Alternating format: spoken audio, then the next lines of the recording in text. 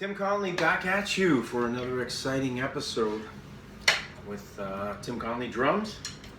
So today we are going to unveil the mysteries of the Moller technique.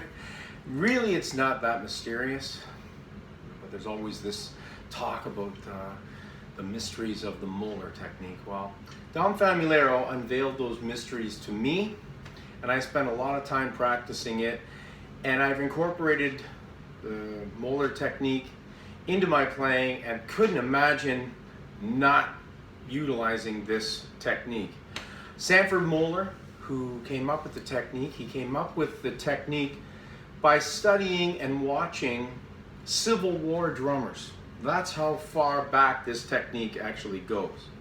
So Sanford, in his studies with Civil War drummers, he picked up what's called the first level of the Moller technique, which is called high Moller. High Moller, first of all, implies that the stroke is coming from a higher position. Okay? So basically the Moller stroke in its original form is the same as a whip. When you take a whip and you generate the whip by throwing the whip, it creates this wave, and at the end of the wave you get the strike, and power, an incredible amount of power is generated through that whipping.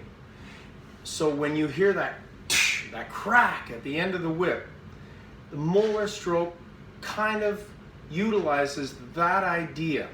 Okay, so to create that whip from a German position, you want to bring the stick out to about 9 o'clock, sorry.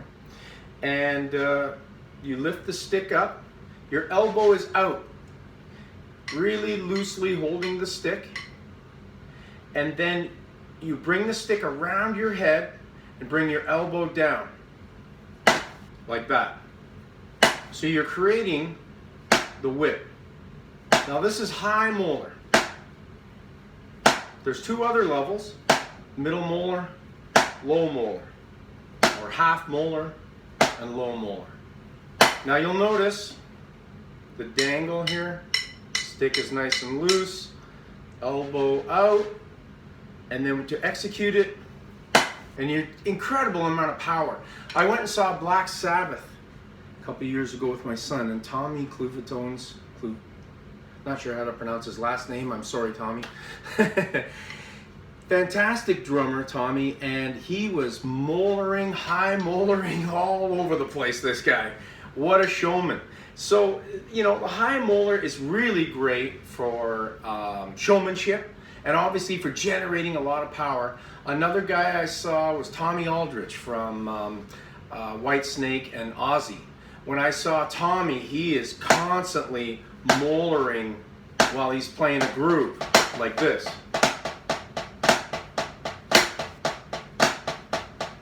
So it's a fantastic stroke, generates a lot of power, and can be used in many forms. But the key is just generating that whip,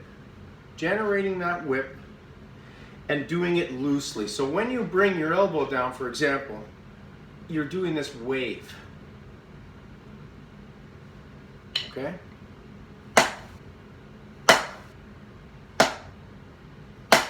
All right, so that is the first level of the Moller technique. High Moller, I will be back shortly. We're going to do half Moller and low Moller. Keep drumming. Thanks.